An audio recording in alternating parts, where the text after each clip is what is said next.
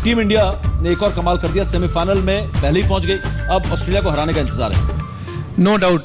देखिए, इंडिया बहुत बड़ी टीम है। पिछले 2.5-3 महीने से वहाँ है। पहले 2 महीने हमने फटके भी खाए हैं वहाँ पे। पर अब फटके देने की बारी आई है और ऑस्ट्रेलिया को ऐसा फटका मारना है कि उठे ही ना ऑस्ट्रेलिया, क्योंकि बहुत हो गया यार फटके खाते खाते। अब उनको फटकाना है पूरा। बिल्कुल फटके देने हैं, और ये फटका हमने दिया था 2011 में क्वार्टर फाइनल में, और अब ये फटका देना है 2015 वर्ल्ड कप के सेमीफाइनल में। देखिए, जैसे हमने क्रिकेट खेली है पिछले 6 मैच से 7 मैच से डोमिनेट किया है हर टीम को, चाहे छोटी टीम हो बड़ी हो, पर आपको अपना जाके वहाँ पे दिखाना पड़ता है कि हम किस काबिल हैं। और इंडियन टीम ने पहले ही मैच से सभी टीम को मैसेज भेज दिया था कि हम यहाँ पार्टिसिपेट नहीं करने आए, हम जीतने आए हैं। और अब वो समय आ गया है कि सेमीफाइनल में फटका देना है ऑस्ट्रेलिया को, और ऑस्ट्रेलिया को ऐसा फटका दो कि जो फाइनल में आए वो वैसे ही पहले बैकफुट पे रहे कि इंडिया के साथ मैच होना है। तो मुझे उम्मीद है कि ये जो मैच होने वाला है ऑस्ट्रेलिया के साथ, कहीं ना कहीं ऑस्ट्रेलिया भी उस चीज़ से डरी होगी कि इंडिया इस टाइम इतनी अच्छी क्रिकेट खेल रही है कि इंडिया के साथ मैच नहीं पड़ना चाहिए। तो all the best to my team, I am sure we are gonna rock. बिल्कुल,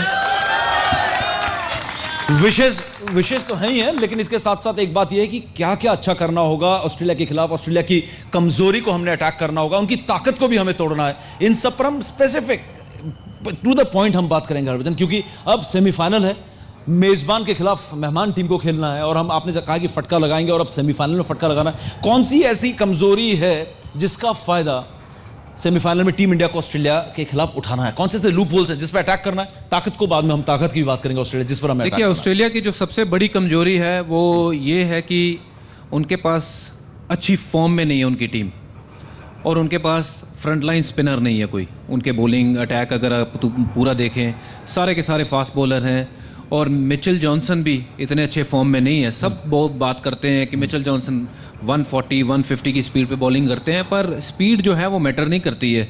जो स्विंग है बॉल वो मैटर करती है। जो स्ट्राक हैं वो अच्छे बॉलर हैं, वो अच्छा कर रहे हैं, पर जो कमजोरी है वो मेरे ख्याल से मिचेल जॉनसन कमजोरी है ऑस्ट्रेलियन टीम की। और उसके अलावा हमारे पास, तो मतलब ये कि मिचेल जॉनसन को अटैक करें, हम मारें? अटैक करना चाहिए, क्योंकि उसका कॉन्फिडेंस इस टाइम इतना नीचे है।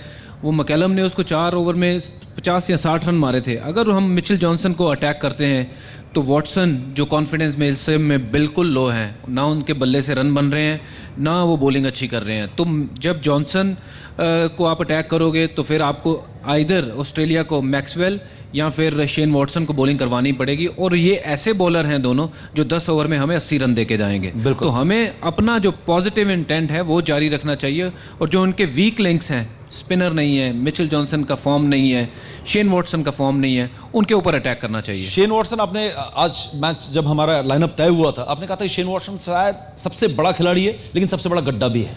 जी बिल्कुल, इस टाइम पूरे टीम पे पड़ता है। इस टाइम वो ऐसी नाव में बैठे हुए हैं और इतने भारी हैं कि वो अपनी नाव डुबोने में ना सबसे ज़्यादा वो काम आएंगे। तो कंट्रीब्यूट कर रहे हैं। हाँ बिल्कुल, सबसे ज़्यादा कंट्रीब्यूट वही कर रहे हैं मेरे ख्याल से। अगर उनके पास शॉन मार्श के भाई जो हैं मिचेल मार्श, वो अगर फिट होते तो मैं उनको खिलाता, क्योंकि उनकी बॉलिंग, उनकी बैटिंग जो है वो सेम तरीके की है जो शेन वॉटसन की है। पर इस वजह जो शेन वॉटसन खेल रहे हैं कि वो साथ में बॉलिंग भी कर रहे हैं, पर बॉलिंग भी वो उतनी ही ख़राब कर रहे हैं जितनी वो बैटिंग कर रहे हैं। तो आई एम श्योर एक मैच और प्लीज़ फॉर्म में मत आना और इंडिया को मदद करना मैच जीतने के लिए शेन वॉटसन।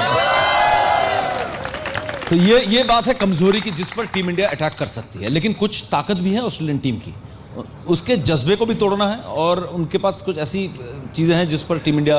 देखिए, ऑस्ट्रेलिया बहुत बड़ी टीम है, उसमें कोई डाउट नहीं है, और इंडिया के साथ मैच खेल रहे हैं, कहीं ना कहीं वो ये ज़रूर सोच रहे होंगे कि इंडिया के साथ मैच पड़ा है, इंडिया बहुत स्ट्रॉन्ग टीम है।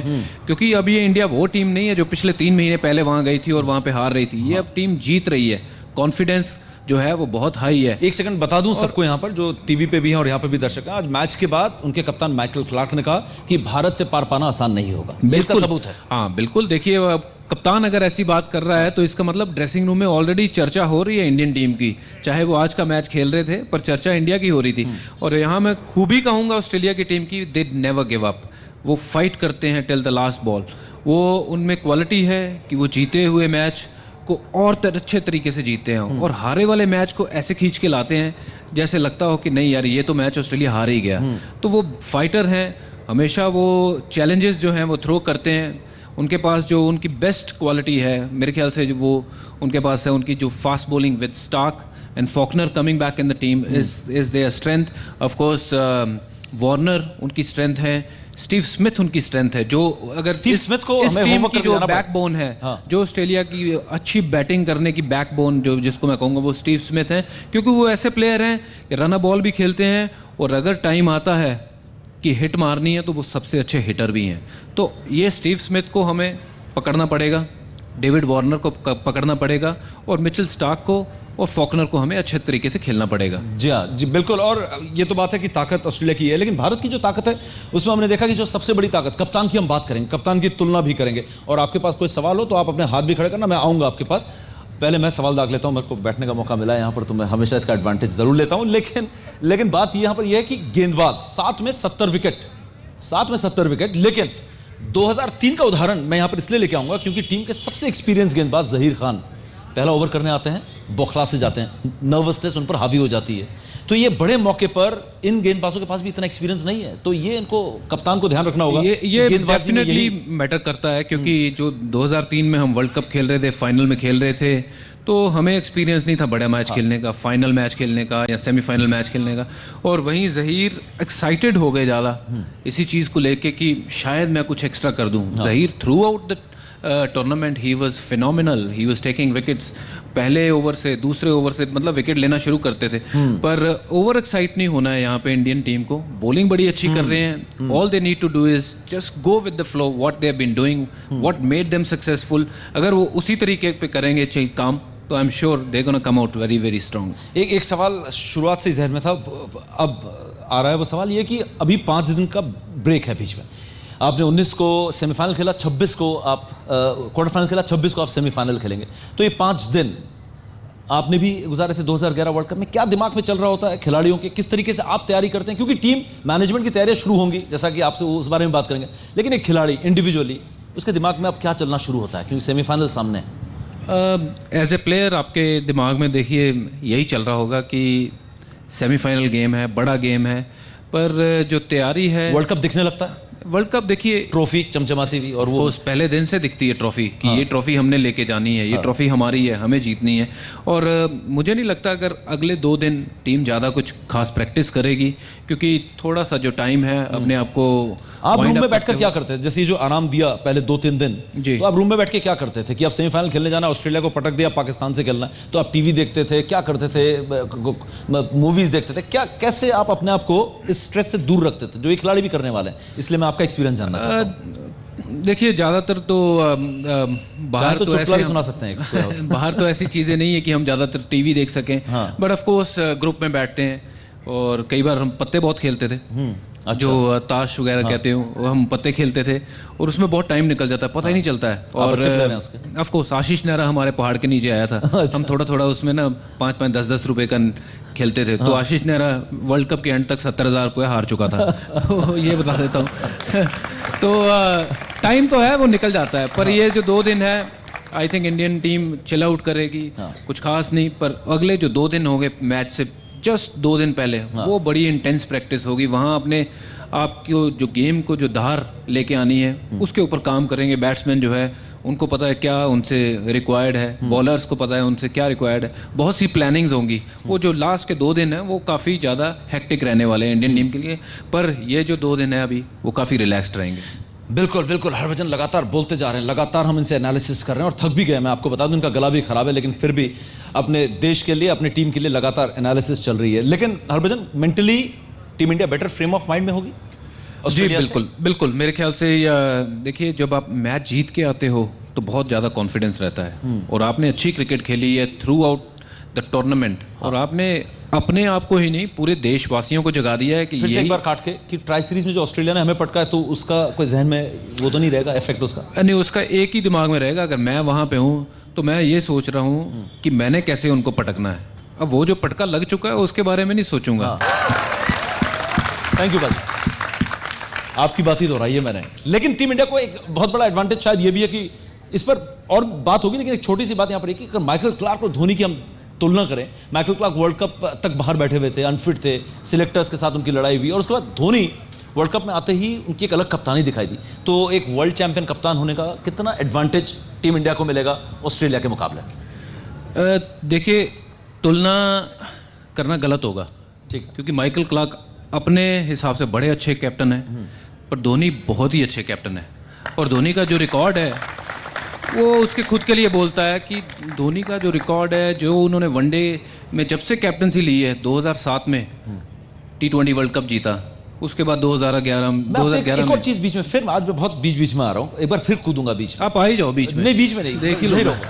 तो सवाल ये है कि आईसीसी में क्या हो जाता है कि क्या कुछ फर्क है? क्योंकि आप तो बहुत लंबा समय खेले आईसीसी बायलैटरल सीरीज हो तो, और आईसीसी टूर्नामेंट्स में, क्या दो अलग अलग धोनी है या जो हम नहीं जानते आप जानते हैं? देखिए, बड़े टूर्नामेंट में हर प्लेयर जो है अपनी गेम को रेस करता है, और धोनी वैसा कप्तान है कि उसको भी पता है कि बड़ा टूर्नामेंट जो है वो 4 साल बाद आना है, और ये मौका हम हाथ से नहीं जाने देंगे। और हमेशा आपने देखा होगा उसकी कैप्टनसी जो है प्रोएक्टिव हो जाती है, सामने से आके लीड करता है, बैटिंग हो या फिर बॉलिंग चेंजेस हो, बहुत अटैकिंग कैप्टनसी की है, फील्ड प्लेसमेंट। तो I think it's very difficult to compare Michael Clarke या फिर धोनी। आई थिंक दोनों ने अपने देशों के लिए बड़ा अच्छा काम किया, बट फॉर मी अगर मुझे एक चुनना है तो मैं धोनी को चुनूंगा, क्योंकि धोनी का रिकॉर्ड जो है ओवरऑल माइकल क्लार्क से बहुत बढ़िया है। बिल्कुल, इस मैं अपने दर्शकों के बीच में भी जाऊंगा, क्योंकि मैं लगातार सवाल पूछ रहा हूँ, शो के बाद मुझे बाहर भी जाना है। तो यहाँ पर आप क्या पूछना चाहते हो? नाम बताओ और सवाल मांगो। सर, मेरा नाम विवेक सर। मेरा सवाल ये है कि मिशेल स्टार्क जिस तरह से घातक गेंदबाजी कर रहे हैं और अभी लीडिंग विकेट टेकर है, तो भारतीय बल्लेबाज को क्या करना होगा उनके खिलाफ? या अच्छे से खेलने के लिए डिफेंस करना होगा, या उन पर अटैकिंग खेल कर उनका मनोबल तोड़ा जाएगा? देखिए, इसमें कोई शक नहीं है कि मिचेल स्टार्क उनके मेन बॉलर हैं और विकेट टेकर हैं ऑस्ट्रेलिया के लिए। हमें मेरे ख्याल से ओवरऑल पहले 10 ओवर जो है वो बड़ी सूझबूझ के साथ खेलने चाहिए। अगर हमने पहले 10 ओवर में 40 रन भी बनाते हैं, विकेट नहीं देते हैं, तो आई एम श्योर कि हम जो आने वाले 40 ओवर हैं उसमें 270-280 रन बना देंगे, जैसी हमारी बैटिंग है। तो पाजी, अब बात करें सेमीफाइनल की। सेमीफाइनल में एक और बड़ी चुनौती होगी। हमने तो कहा कि हमें ऑस्ट्रेलिया के किस किस पे टारगेट करना है, लेकिन ऑस्ट्रेलिया भी तो हमें टारगेट करेगा, और हमारी ताकत हम ये देख रहे हैं कि 7 मैचेस में 70 विकेट लेके हमारी गेंदबाजी ताकत है, लेकिन इसके बावजूद हमारी ताकत बल्लेबाजी ही है, और इस पर अटैक करेगा ऑस्ट्रेलिया बहुत जोर से। देखिए, ऑस्ट्रेलिया डेफिनेटली अटैक करेगा, आपकी बॉलिंग पे भी, आपकी बैटिंग पे भी। अगर दुनिया को ऑस्ट्रेलिया ने क्रिकेट के वो जो एनालिसिस होती है, वीडियोग्राफी होती है, कैसे कमजोरी होती है, ये दुनिया को सिखाया ऑस्ट्रेलिया ने। नहीं, वो तो है ही। ऑब्वियसली उन जमाने की आप बात कर रहे हो जब सिर्फ और सिर्फ कंप्यूटर लेके वो लोग चलते थे, और हम लोग सिर्फ और सिर्फ पिछले मैचों को याद रखते थे कि हमने पिछले मैच में ये किया, पर वो खामियां देखते हैं कौन से बैट्समैन को कहाँ खिलाना है, तो वो डेफिनेटली उसके ऊपर बहुत रिसर्च करके आएंगे। शिखर धवन को कहाँ बॉलिंग करनी है, शिखर धवन के लिए क्या फील्ड प्लेसमेंट होनी चाहिए, रहाणे के लिए क्या फील्ड प्लेसमेंट होनी चाहिए, कोहली को जल्दी कैसे आउट करना है, तो ये सब चीज़ें जो है वो तैयारी से पूरी आएंगे। और ऑस्ट्रेलिया को कम मत आंको। Australia is not gonna be like Bangladesh या साउथ अफ्रीका या फिर एनी अदर टीम। ऑस्ट्रेलिया एक वर्ल्ड चैंपियन टीम है, उनको हराने के लिए you have to play your best cricket. और मैंने पहले भी कहा था, इंडिया ने बहुत अच्छा क्रिकेट खेला है, बट इंडिया ने बड़ी टीम जो है वो साउथ अफ्रीका थी, मेरे मानने में कि साउथ अफ्रीका जो सबसे बड़ी टीम थी उनको हराया। उसके अलावा जो बाकी टीमें थी वो इंडिया के सामने वैसे ही नहीं खड़ी होती थी। तो ये जो है मुकाबला सबसे बड़ा मुकाबला होगा इंडिया को। अगर इंडिया ये मुकाबला जीतता है तो फाइनल इंडिया जीतेगा। देखना शख्स थे यहाँ पर टीम इंडिया को मोटिवेट करने के लिए, उन्होंने एक कविता सुनाई थी। मैं चाहूंगा कि उनको मैं स्टेज में बुलाऊं। आइए। अरे वाह, एक मोटिवेशनल कविता। बहादुर, इसका नाम बहादुर है जी। वो एक मिनट, पीयूष नाम है मेरा, पर बहादुर हूं मैं। मुर्गी ने बकरी ने बकरे को बोला आई लव यू, तो बकरा बोला अब क्या फायदा, कल तो बकरीद है।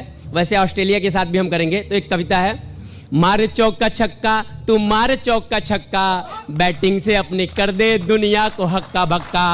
खुद को जो शेर समझे खासा दिलेर समझे, अपने को पाज माने हमको बटेर समझे।